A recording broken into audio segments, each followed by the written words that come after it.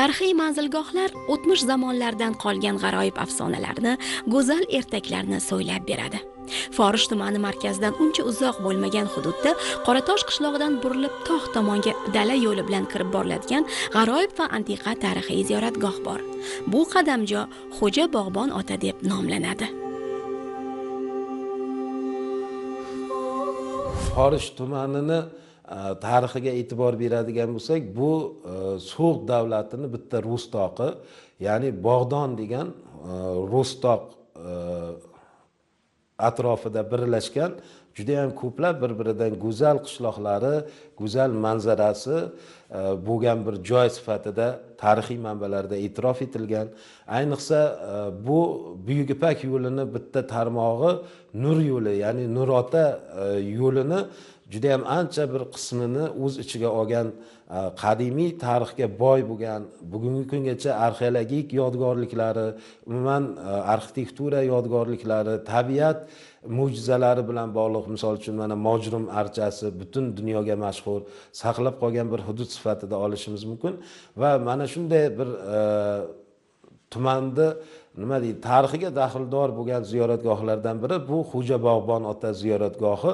Xo'ja Bog'bon ota ziyoratgohi ham qolgan ziyoratgohlarga qarab bir qancha bo'limlarni o'z ichiga oladi. Bu joyda mana qadimiy masjidni binosini saqlanib qolganligi yoki qariyb 1000 yilliklar bilan baholanadigan yoshi tut daraxtlarini saqlanib qolganligi, muqaddas bilinadigan g'or va chashmani bor ekanligi va buloq suvidan paydo bo'lgan umuman hovuz, mana shu hovuz muqaddas sanalgan shoh baliqlarning majmuasi yoki sal ziyoratgohdan uzoqroqda bo'lgan bir qabr mavjud ekanligini ko'rishimiz mumkin va eng asosiysi mana shu Xo'ja Bog'bon ota ziyoratgohi ham tabiati juda ham go'zalligi sababli ham qadimdan odamlarni bu joyga intilishiga sabab bo'lgan. 750 yillar muqaddam 12-asrning 70-yillarida asl ismi Ibn Muhammad al-Vosiy bo'lgan Xo'ja Bog'bon ota fiqh va islomiy ilm ma'rifat tarqatish uchun shu joylarga kelib yashab qolib ketgan ekan.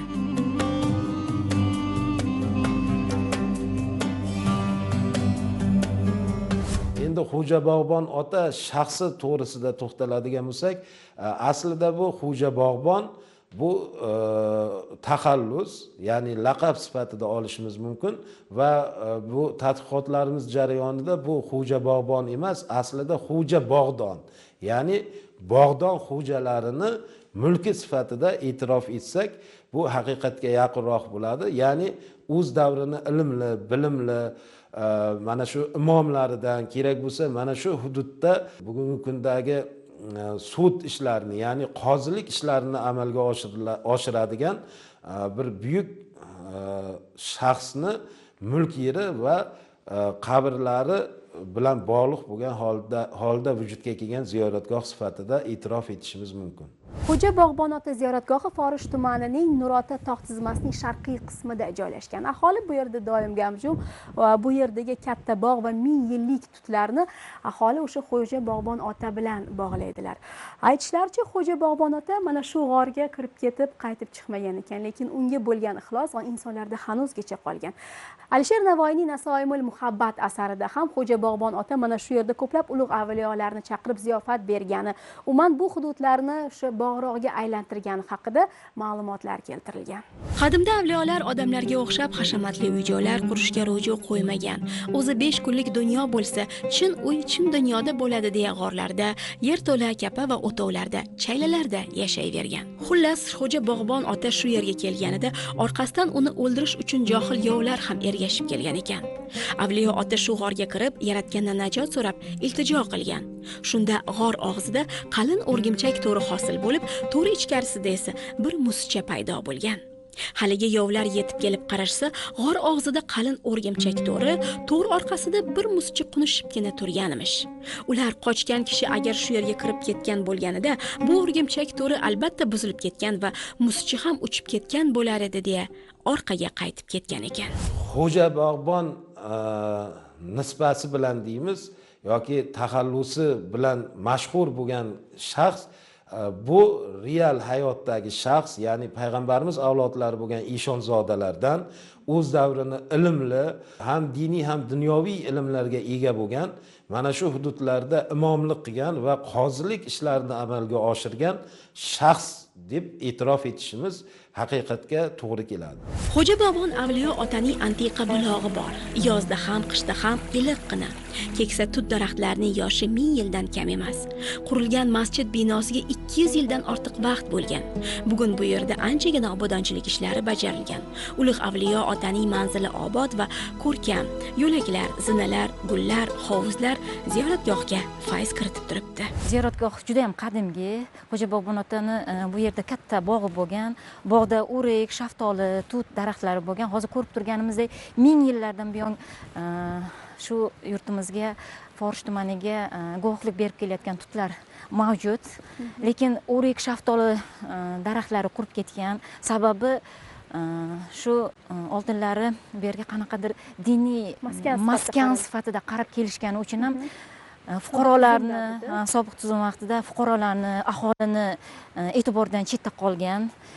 Shunga ham majbur bo'lishgan. Buni asosli sabablari bor. Mana 2018-yilga kelib tubdan Xo'ja Bog'bon ota ko'rinishi o'zgardi. Qayta rekonstruksiya qilindi.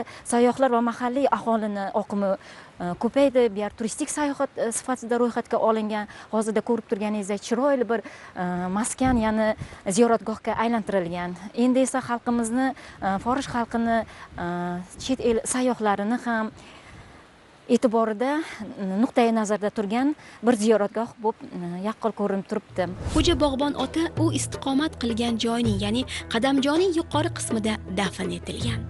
Maqbara uzoqdan ko'rinib turadi. Odamlar avliyoning mangu qo'nim topgan joyini ziyorat etish uchun yo'laklar, zinalar bo'ylab ko'tarilib, usti yopilgan sokin qabrga yetadi. Ular Xo'ja Bog'bon ota tufayli bu hududlarga kelgan aziz avliyolar va ko'plab eshonzodalarning qadami yetgan muqaddas joyni e'zozlashadi.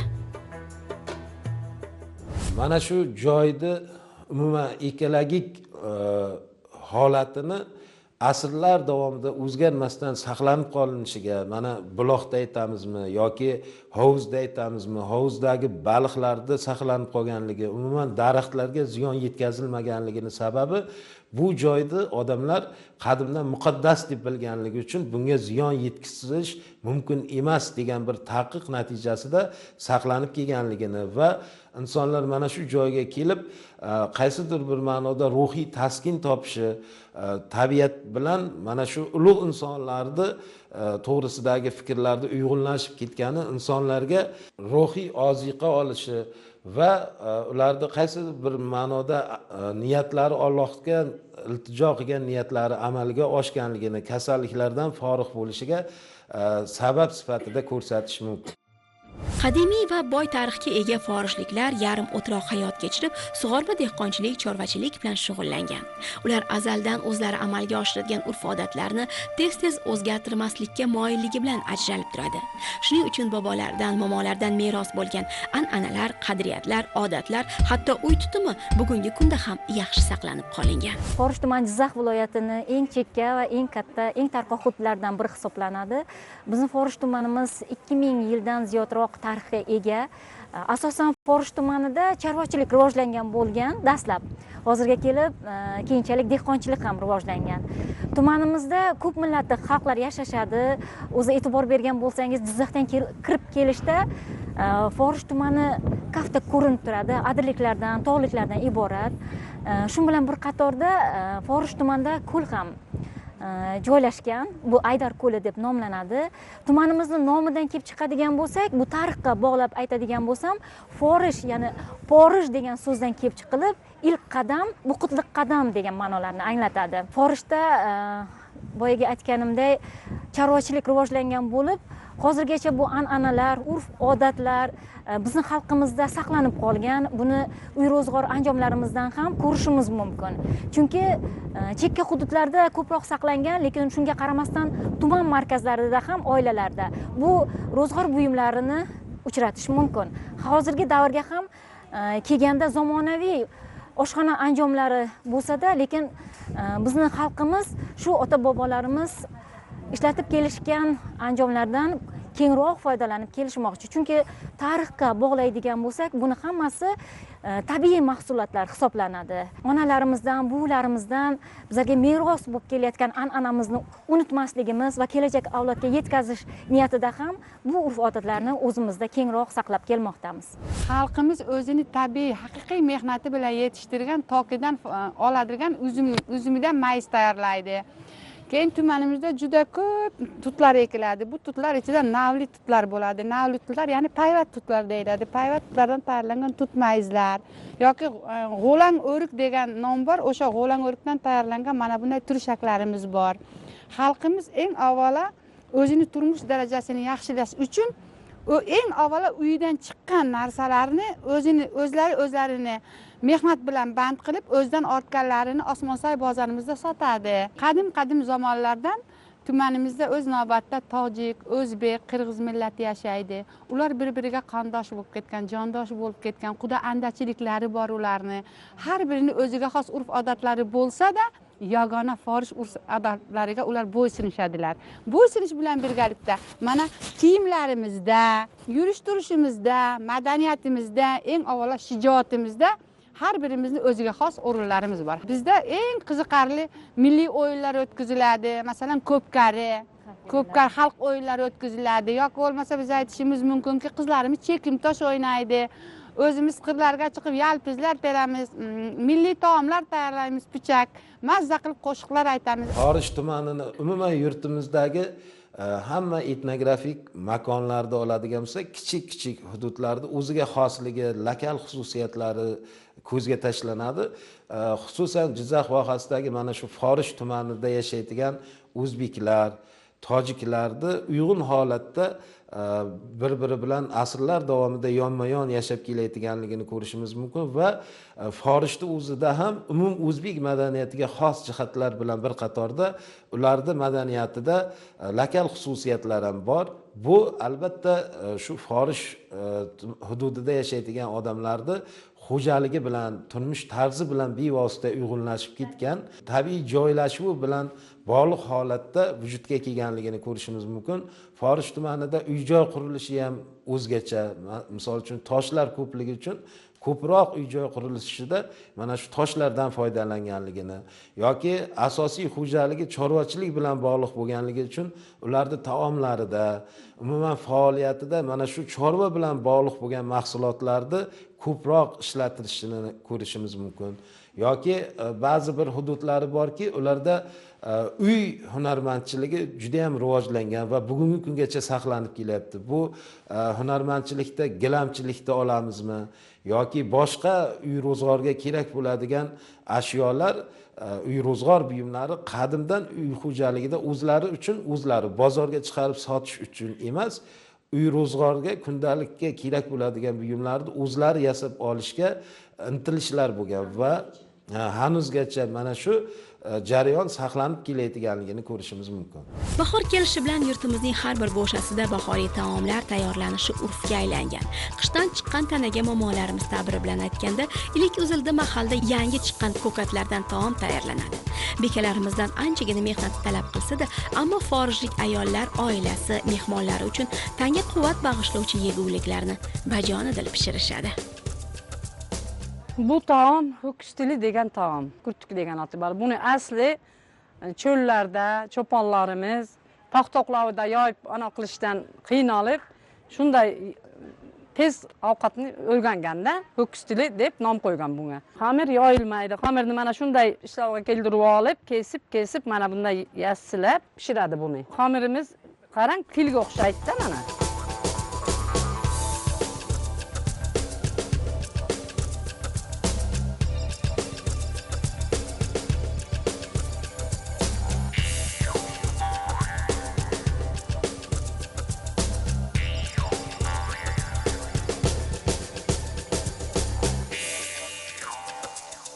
Bular shifobaxsh hammasi.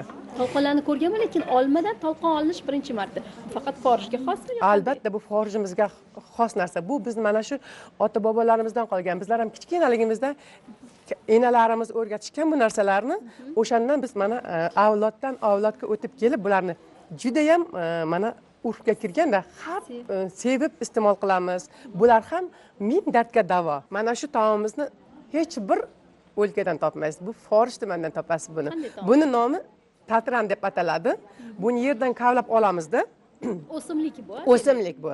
Aynan o'simlik. Bu ham mana shu ichaklardagi shamollashlarga ming davo. Yerdan kavlab olib, qaynatilgan suvga solamiz va yaxshilab qaynalgandan keyin suzib olamiz. Qadimlarda mana shu ota-bobolarimiz mana shuni kovlab kelib, oilasida ko'proq iste'mol qilgan buni. Navro'z bayramlarida dasturxonlarimizni bundan-da chiroyli qilib bezaymiz.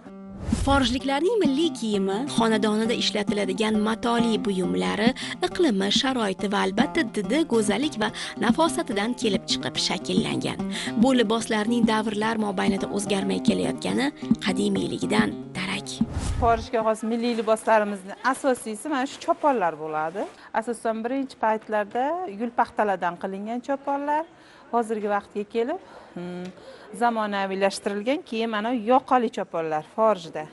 Asosiy forijda yoqali choponlar urfga kirgan. Keyin mana quroqlarimiz har xil turdagi quroqlar bor, tunnoq quroqlar bor, taroqli quroqlar bor. Bu quroqlarni asosiy ma'nosi ko'proq kelinlikdagi mana qizlarimizga sepiga qilib berishadi, seplarga qilishadi, chunki ularni farzandlari ko'p bo'lsin, bir-biridan nasl davom etib ketsin degan ma'noda quroq yostiqlar, quroq ko'rpachalar, keyin chimildiq uchun quroq dasturxonlar qilib beriladi. Mana bunday holatdagi quroq dasturxonlar o'sha birinchi kungi kelinchakni chimildig'iga solinadi mana shu dasturxon. Bu kiyimlarimiz bizda har doim kiyiladi. To'y, ma'rakalarda bo'lsa ham albatta mana otalarimiz ham, yigitlarimiz, o'g'lonlarimiz, mana ot choponlar bo'ladi. Mana shu holatlarda mana shu belbog'larni taqib, beliga boylab, mana bu choponlarni kiyib, o'sha ot choponlarda qatnashishadi. Bizni Forish tumanidagi bu an'anamiz, urf-odatimiz ota-bobolarimizdan qolib kelgan. Ana shu urf-odatlarimizni biz kelgusidagi avlodlarimizga ham Xudo xohlasa yetkazib beramiz. Albatta bu Forishga xos odatlarimiz avlodlarga o'tib keladi bu. Forish, uning odamlari samimiy. Buyuk tarix shodasida avlodlar ardog'ida bebaho manzillar, tarixiy maskanlar bilan nom taratgan go'zal diyor. Bu zaminda yashagan buyuk allomalar, tariqat pirlarini o'rganish avlodlar uchun ham qarz, ham farzdir. Zero bu yurtda qo'nim topgan ajdodlarimiz halol ter to'kkan, ilm o'rgangan, taraqqiyotga xizmat qilgan.